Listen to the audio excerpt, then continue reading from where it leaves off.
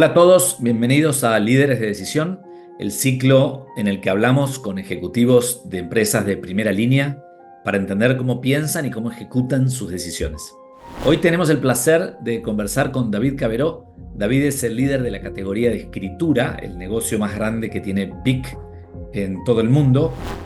Tiene casi 25 años de experiencia en la firma y ha trabajado en un montón de áreas diversas. Empezó en finanzas, después fue muy joven gerente general y ha sido gerente general de varios países hasta terminar liderando el negocio de toda Europa. David, además, como verán en unos minutos, es un conocedor del tema de toma de decisiones, quien ha reflexionado muchísimo sobre esto y escribió un libro que se llama Decidiendo en tiempos de paz y guerra, guía práctica para decidir mejor, que está lleno de consejos y se los recomiendo mucho. Sin más, vamos a conversar con David y espero que disfruten la conversación tanto como yo. Hola, buenos días Ernesto, un placer de estar hoy con vosotros. Bueno, muchas gracias. El propósito de este ciclo es aprender lo más posible de los líderes que participan y quizás la primera pregunta que me gustaría hacerte es, en todo este tiempo de carrera, de trabajar en tantos países y en tantos negocios, ¿qué has aprendido de la toma de decisiones? ¿Cómo podrías resumir algunos de los aprendizajes para que otros podamos copiar? Diferenciaría tres elementos, ¿no? Lo que le llamo el PEC, con la experiencia. Primero es la política, ¿no? A veces se toman decisiones en las empresas, y ahora me centro en el mundo empresarial, porque hay alguien que tu jefe te va a promocionar y para no llevarle la contraria, para que esa promoción pase, le estás diciendo que sí que tiene razón en un plan que no parece muy razonable, ¿no? Esto es política, politics.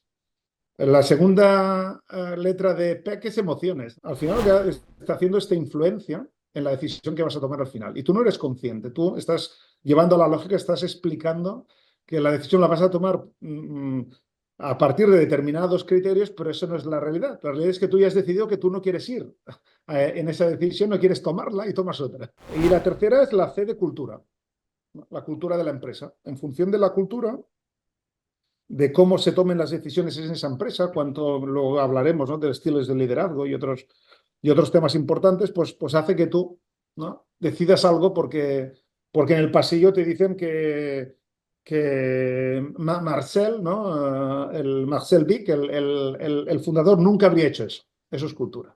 Pues esa es, el primer aprendizaje es que la emoción, todo eso que no es lógica, es lo que tiene un peso mucho más importante del que pensamos. Y el aprendizaje para mí es, bueno, esto te lleva a conocerte, ¿no? Has de conocerte bien cuando tienes esos sesgos, no para frenarlos o reprimirlos, pero para controlarlos. Es decir, okay, mi cuerpo me dice que he de ir hacia ahí, pero la realidad es que seguramente he de tomar otra decisión. Y entonces lo que haces es, pues, preguntas a otras personas que no tienen esos sesgos, que no están influenciados por esa emoción, esa presión que tú te estás poniendo, y con ellos, pues puedes tomar una decisión mucho más sospesada, más equilibrada y no tan influenciada. Ese es el aprendizaje, ¿no?, de 25, 28 años llevando diferentes países, diferentes zonas, diferentes culturas. Al final, en todos sitios me he encontrado con esto. Interesante.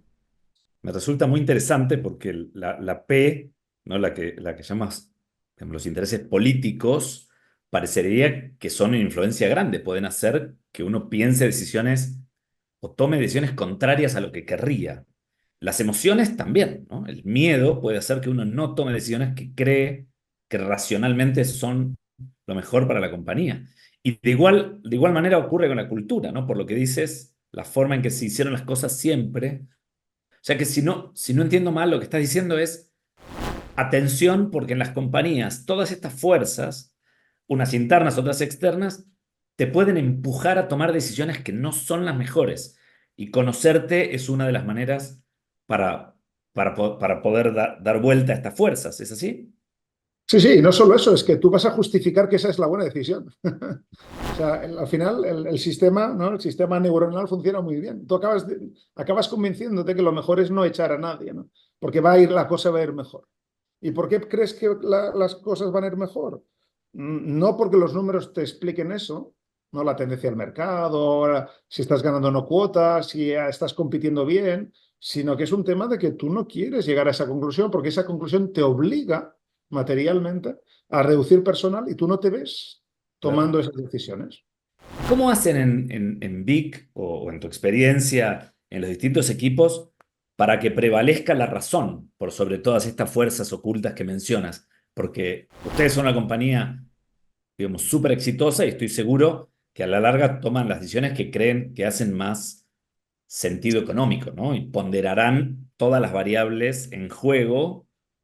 Digamos, de qué forma uno puede, en una compañía con estas fuerzas, sobreponerse a lo que mencionas. La decisión grupal tiene el beneficio, como comentábamos, de darte otro tipo de visión, ¿no? Otro tipo de realidades, porque cada uno tiene sus miedos, pero son diferentes. Cada uno tiene sus emociones diferentes, ven la política de forma diferente, ¿no? Y la cultura también la leen, ¿no? Desde su propia cultura personal que han vivido en casa, ¿no? De cultura país. Que no necesariamente es la misma que la cultura de la empresa, ¿no? Al final hay tres culturas que se interponen. Entonces, la decisión grupal, cuando tú lo que haces es decir, yo no voy a decidir, sino que primero de todo voy a discutirlo con mi equipo, lo que estás haciendo es abriendo esa posibilidad a tener varias visiones y eso puede modelar una mejor decisión y a veces, ¿no?, controlar mejor estas emociones de las que hablábamos. Cuando quieres utilizar, cuando digo utilizar en el buen sentido, ¿no? Leverage, ¿no? Hacer el leverage del equipo, eh, hay varios puntos que debemos pensar. Uno es lo que yo digo el fair process.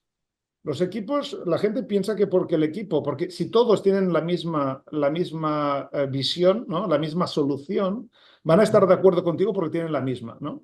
La gente piensa que es el endgame, ¿no? La consecuencia, y eso no es cierto. Los equipos están motivados si tú los pones dentro, les dejas discutir, les dejas participar. Si al final la decisión es otra y se la explicas, si el proceso es fair, ¿no? Es justo, no tienen problema. Entonces, no hay que ver, me voy a enfrentar al equipo porque la decisión es diferente. No, no. Lo que hay que hacer es explicar, ¿no? Tú tienes un pensamiento, has llegado a una conclusión y dices, mirad, yo estoy al 90% convencido de que esta es la buena decisión, pero antes de tomarla, quiero tomar vuestro pulso, decidme qué os parece. Ellos discuten y dicen lo que piensan. Tú lo que haces es recoges esa información, tomas una pausa, vuelves a casa, ¿no? Y con el cojín, ¿no? O con la ducha, ¿no? Acabas pensando cuál es la mejor. Luego vuelves a ellos y les dices, mira, por lo que tú me has dicho, Ernesto, esto, de todo lo que me has dicho, esto te lo compro, tienes razón. Esto no, por estas razones, no has tenido en cuenta estas situaciones que estoy yo viviendo a nivel global, corporativo o hacia dónde va la empresa, con lo cual si integramos esto, pues no daría lugar. Cuando haces eso, el equipo ha trabajado, se ha comprometido, ha dado su visión y entonces está dispuesto a cualquiera que sea la decisión final, si se la explicas, a seguir y apoyarla, ¿no? Entonces, para poder hacer fair process necesitas varias cosas. Uno es a nivel personal, el líder necesita ser humilde, porque el ego va en contra de esto. Si tú piensas que tienes razón y que el equipo no tiene el nivel o no es tan bueno, pues el fair process no lo vas a aplicar, va a ser un falso fair process. Voy a explicar, voy a decirme lo que pensáis, pero tú ya no estás oyendo. Y ellos se van a dar cuenta que es lo peor. Este es el segundo elemento, ¿no? El ego. La tercera es cómo ves a tu equipo. Cuando tú ves a tu equipo desde una mirada, desde una perspectiva de desarrollador de equipos, de coach, de persona que quieres que desarrollen, vas a aceptar una cierta delegación a veces, con lo cual a veces no vas incluso a decidir tú. Tú estás viendo que tienes muchos sesgos o que no estás seguro de lo que hay que hacer, delegas, que delegar significa, eres tú el que decides.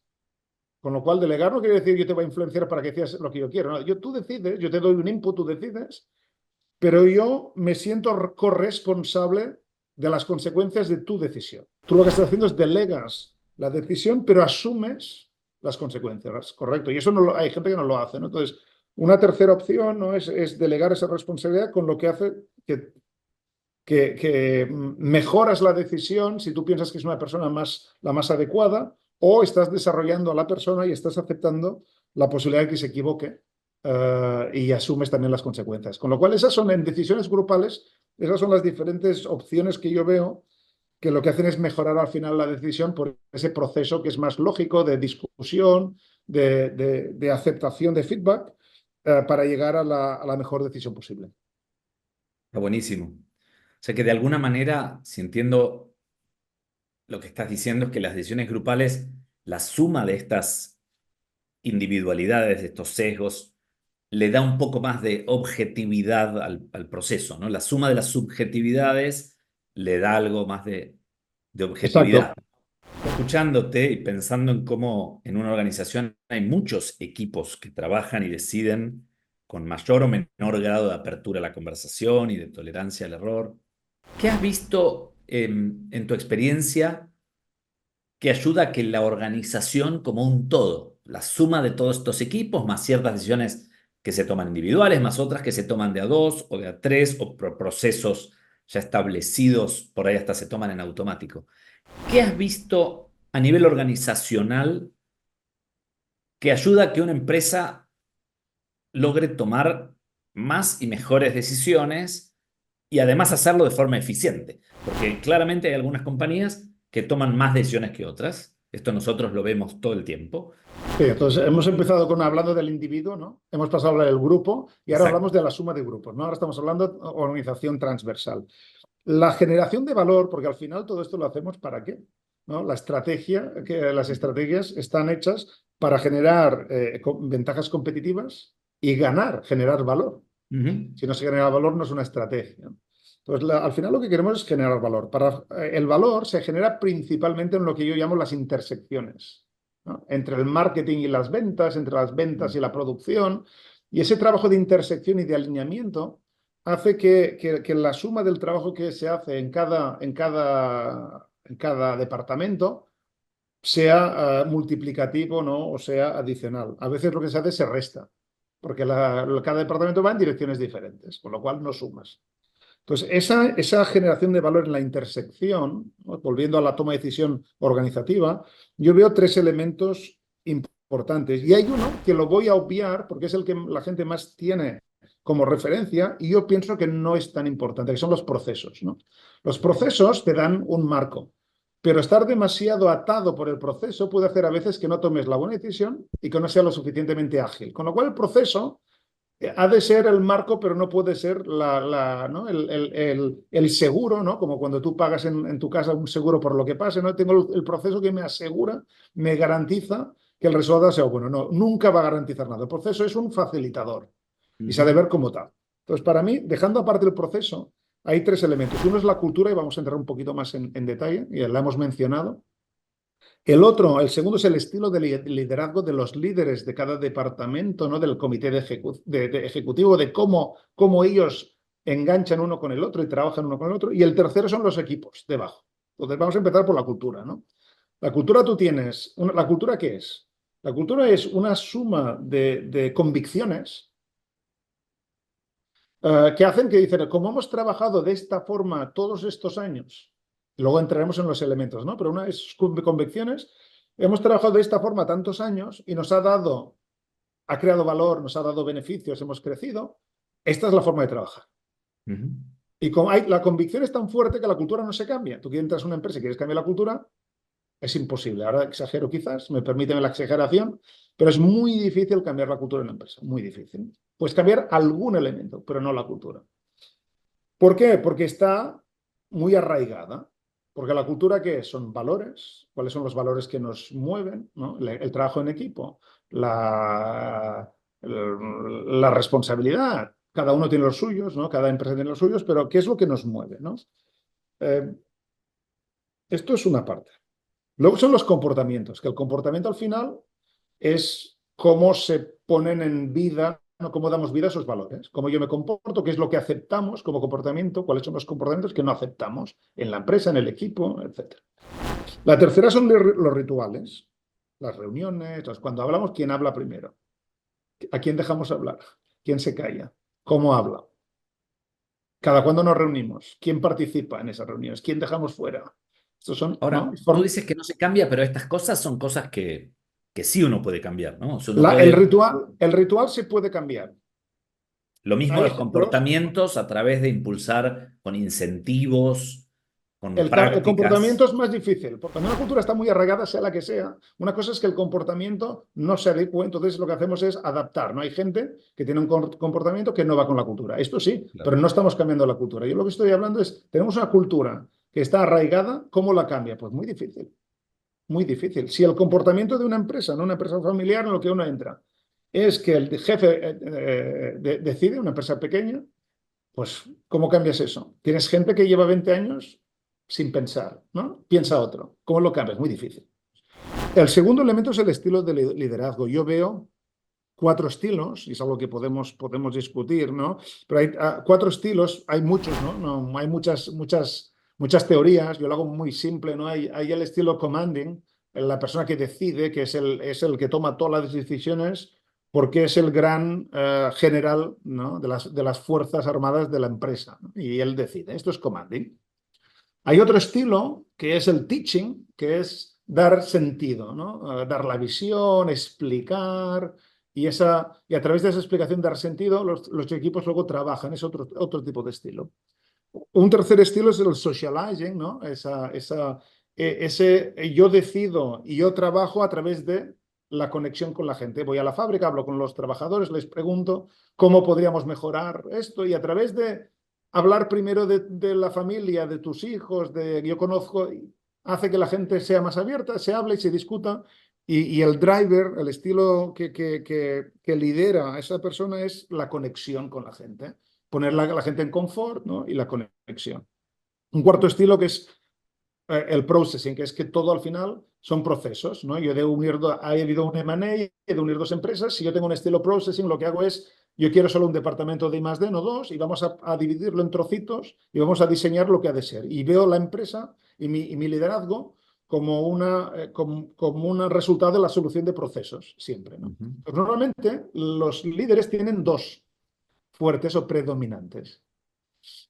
Dos mejor que uno. ¿Por qué? Porque ninguno de ellos es el bueno, no hay bueno, cada uno es como es. Adaptar a cada situación tu estilo hace que seas un buen líder, porque al final lo que haces es te adaptas a la necesidad del momento, ¿no? Sabiendo quién eres y cuál es tu estilo. Con lo cual, para volver a la pregunta, el estilo de liderazgo ayuda, porque en función de tu estilo, la aplicación de la cultura de la empresa en tu departamento va a ser diferente.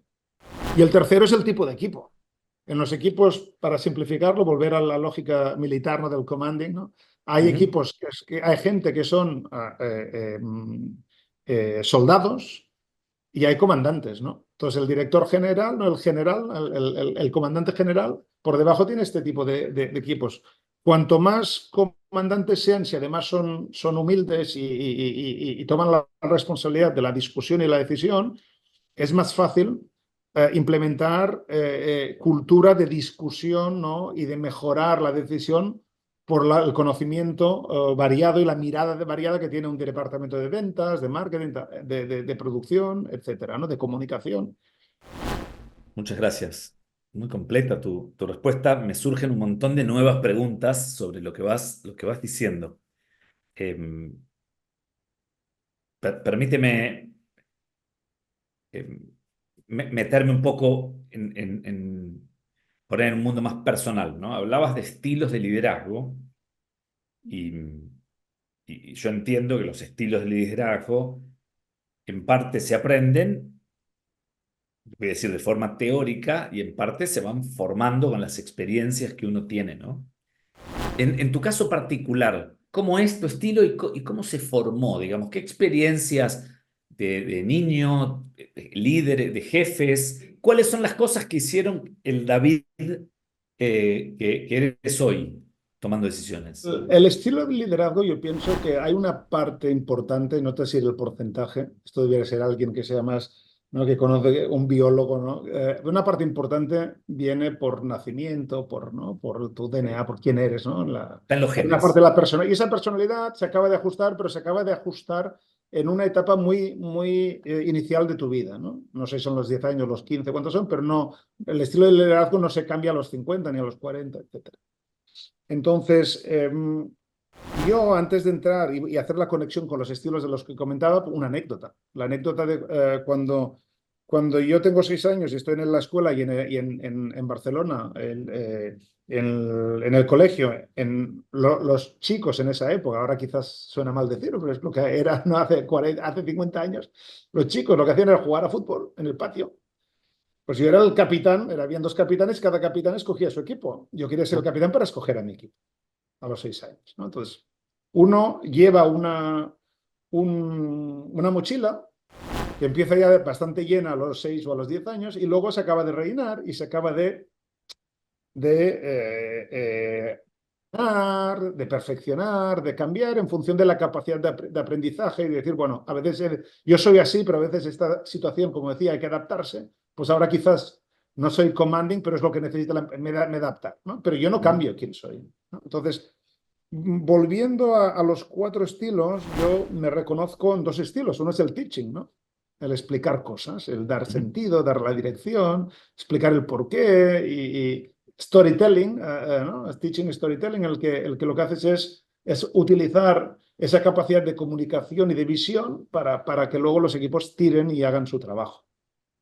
La segunda es socializing, ¿no? Latino, mediterráneo, ¿no? Persona de mi tierra, pues es socializing, la relación, la comida, la cena, la discusión, el dar ese aceite, ¿no? Que hace que los equipos, aunque tengan discusiones, todo acabe yendo bien porque lo que haces es que esas discusiones o esas fricciones se minimicen porque tú conoces al equipo y la relación forma parte de ese liderazgo. Esos son mis dos estilos preponderantes. A propósito de esto, y a mí no me sorprende que el estilo teaching sea uno de los predominantes tuyos, tú has escrito un libro que se llama Decidiendo en tiempos de paz y guerra, justo para poder enseñar tus aprendizajes sobre este tema, que entiendo que nuestra audiencia ya se habrá dado cuenta que te apasiona y que has pensado es un tema sobre el que has pensado mucho. O sea, a mí me encantaría, estuve pensando preguntas específicas del libro que me gustó muchísimo, pero quería preguntarte una pregunta bien genérica, que es, ¿cuáles son, si tuvieras que contarle a alguien que no lo leyó, las principales ideas que tiene el libro para el que no tuvo todavía la oportunidad de leerlo? A mí cuando me preguntan siempre intento decir 3 cosas, ¿no? A cada pregunta porque es una forma de simplificar. Me voy a permitir el lujo de poner 4 en esta vez, ¿no? Vamos. 4, porque si pones 10, luego nadie se acuerda de nada. Entonces, Claro. no, la gente no aprende, ¿no? Aquí se te trata de pasar mensajes para que sirvan para algo. Entonces, yo te voy a dar 4. La primera es la importancia de lo emocional y con la primera pregunta que me has hecho ya lo cubro, ¿no? Todo el mundo estamos formateados para pensar que la lógica es imperante y en la toma de decisión la lógica no es imperante, pero es que no es imperante ni para las guerras que existen hoy en día, ¿no? Que hay una parte emocional, ¿no? De cómo el líder ve esa guerra y cuál es la importancia de esa guerra para él, ¿correcto? Con lo cual, lo de lo emocional está en todos sitios, no solo en la empresa, no solo en las decisiones personales, sino en todo tipo de organizaciones, todo tipo de entidades. La segunda, vivimos en un mundo de la inmediatez. ¿Qué quiero decir? A mí mi jefe me envía un mensaje, me lo envía por mail, y al cabo de un minuto me envía un WhatsApp para decirme que me ha enviado un mail, y al cabo de 2 minutos me envía por Teams, escucha, ¿has leído el WhatsApp bien? Correcto. Entonces, ese mundo de inmediatez que vivimos, ¿no? Y que lo vemos en nuestros niños que están, ¿no? Que han de jugar, han de hacer cosas que han de ser ya, porque si no es ya, Ujú, ya ¿no? El Amazon lo queremos en 5 minutos, ¿no? En 2 días, ¿no? ujú. Esa inmediatez tiene una implicación muy importante en la toma de decisión que no nos permite separar lo importante de lo urgente. ¿Qué es urgente? ¿Qué es importante? ¿Y por qué eso es relevante? No solo por el tiempo que le pondrás a hacerlo, sino quién lo va a hacer. Porque algo urgente, pero no importante, no ha de ser yo que me ocupe, será alguien de mi equipo. Entonces, ¿cuándo delegas, cuándo no delegas? ¿Cómo lo haces? ¿El tiempo que pasas? ¿La importancia que le das? Pues depende de... Entonces, muchas veces se le da demasiado peso a lo urgente. Y por definición o por defecto, poca importancia o poco tiempo a lo importante, porque no es urgente. Pues esa es una segunda reflexión en el libro, donde se explica cómo gestionarlo y cómo tomar decisiones sobre el tiempo y quién se ocupa de qué, ¿no? De qué La decisión. priorización, Sí. La prevención y quién lo hace. claro. ¿Y quién lo hace? Porque acabamos, al final los jefes acaban haciéndolo todo y eso pues Ujú. no ayuda ni a desarrollar los equipos, ni que ellos o nosotros seamos más eficaces y eficientes, etcétera, ¿no? La tercera es la mirada, ¿no? Estábamos hablando de la inmediatez. La inmediatez tiene otra mirada, que es el corto plazo y el largo plazo. El sistema de incentivos del mundo occidental, digo el mundo occidental porque un país como China mira a 100 años, a 200, ¿no? Y las decisiones que va a tomar, que sean guerras, que sean lo económico, que sean lo social, la mirada es largo. Digo, China, hay otras. China es un buen ejemplo, Ajá. pienso, ¿no? Con sus planes quinquenales, con esa mirada a muy largo plazo. Entonces, en el mundo occidental, la mirada es muy corto plazo y está marcada por lo económico. Y lo económico, pues, está marcada por la asignación de recursos, ya sea la bolsa, ¿no? Ya sea los fondos, la deuda, etcétera, etcétera. Y eso, como hay una remuneración, hay unos activos, hay unos pasivos y hay que remunerarlos, pues hay muy cortoplacismo. Hemos de presentar resultados y los resultados de este trimestre no son buenos, ¿no? Y como no son buenos, vamos a tomar decisiones porque si no la bolsa nos va a castigar. Entonces, esa tercera idea es esa mirada a largo plazo, corto plazo. ¿Puedo tomar decisiones a corto plazo que me ayuden en el largo y quizás no me perjudiquen en el corto, ¿no? Hay una cosa muy bonita en inglés, ¿no? Que es the hard right and the easy wrong, ¿no? Lo que es fácil la decisión fácil de tomar, pero que es la mala, y la dura y la difícil, pero que es la buena, la correcta, la correcta. Entonces, esa es la tercera elemento. Y la cuarta sería, y lo has entendido por mis aportaciones, la importancia de la cultura, la relevancia en las decisiones, ya sea la cultura familiar, ya sea la cultura de las personas que están alrededor de la decisión, la cultura del equipo, la cultura de la empresa, la cultura de la pareja, la cultura ¿no? De mis padres con mi hermana, etcétera, etcétera. Entonces, cuatro elementos, ¿no? Lo emocional, lo urgente y lo importante, la mirada a largo plazo corto y esa relevancia cultural. Serían las cuatro líneas del libro y ahí pues en el libro se define un poco más, se explica un poco más y se dan algunas ideas de cómo atacar cada uno de estos temas. Gracias. Claro, el libro tiene mucho más, ¿no? Y tiene contenido, conceptos, teoría, práctica. Es una combinación de herramientas para ayudar a ejecutivos a decidir con conceptos que también nutren, ¿no? En decisiones personales. Me gustaría hacerte dos preguntas más. La primera, respecto del futuro. ¿Cómo ves la toma de decisiones hacia adelante? La mirada que tenemos en tándem eh, con todo el avance de las distintas tecnologías, digamos, de inteligencia para decisiones, incluyendo la inteligencia artificial y toda inteligencia eh, del lenguaje del estilo de ChatGPT, que hoy en día permite, digamos, digamos, conversar de una manera súper amigable. ¿Cómo crees que va a impactar esto en la forma de decidir hacia adelante en las organizaciones? La tecnología es exponencial. Todo lo humano es lineal. Es Ujú. una linealidad que ha cambiado porque mi abuelo se levantaba por la mañana y cada día era lo mismo, ¿no? Durante 50 años, hasta que vino a Barcelona, ¿no? Pues en el campo cada día era lo mismo. Luego cambió, pero esa linealidad se ha acelerado un poco porque los cambios ahora son más rápidos, pero el humano es lineal.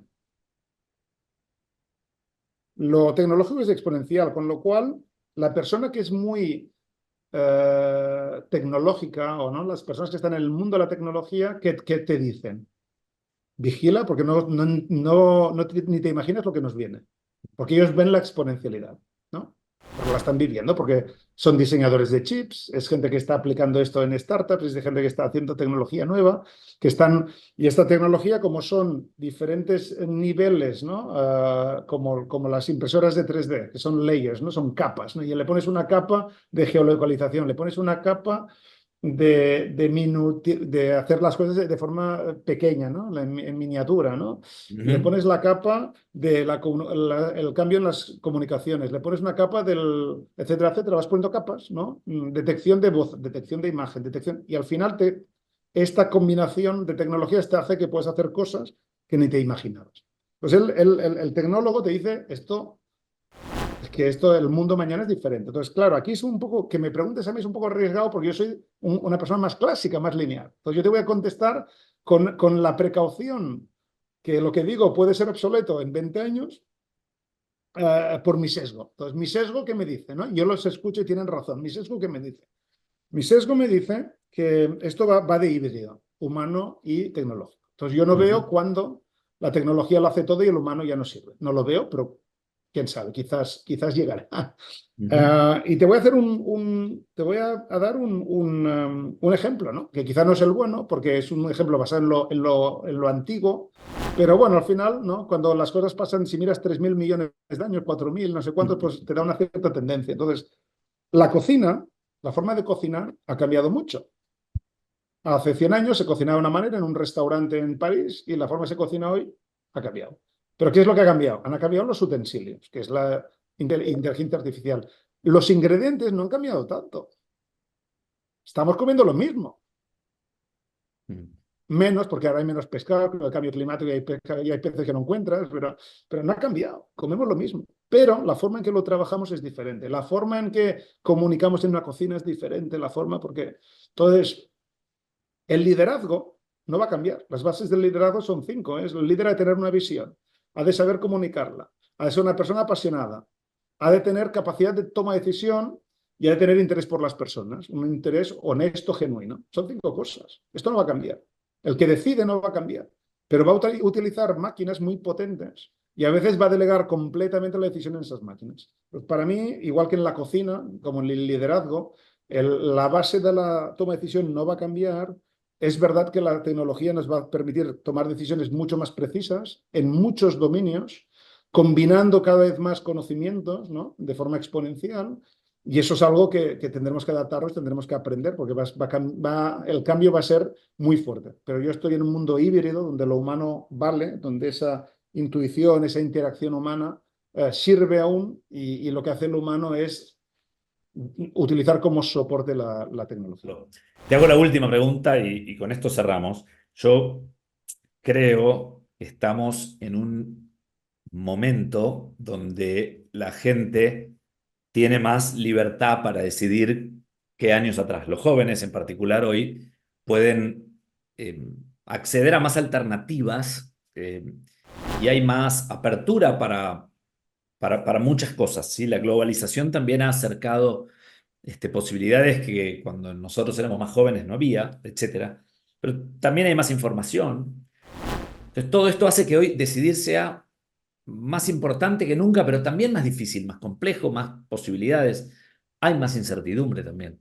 Entonces, si tuvieras que aconsejar a nuevas generaciones, eh, ¿cuál, cuál, cuál dirías que son tus consejos más para decisiones personales, lo pienso, ¿no? En este contexto de tanto cambio tan turbulento.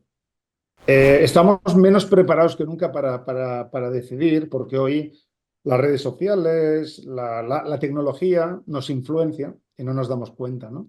Puedes manipular unas elecciones si quieres, entonces, estamos menos preparados para entender esa tecnología y ese mundo a los que nos enfrentamos. Yo pienso que aquí hay una gran cuestión que muchas personas no se plantean suficientemente, con suficiente profundidad, que es la consecuencia de las decisiones.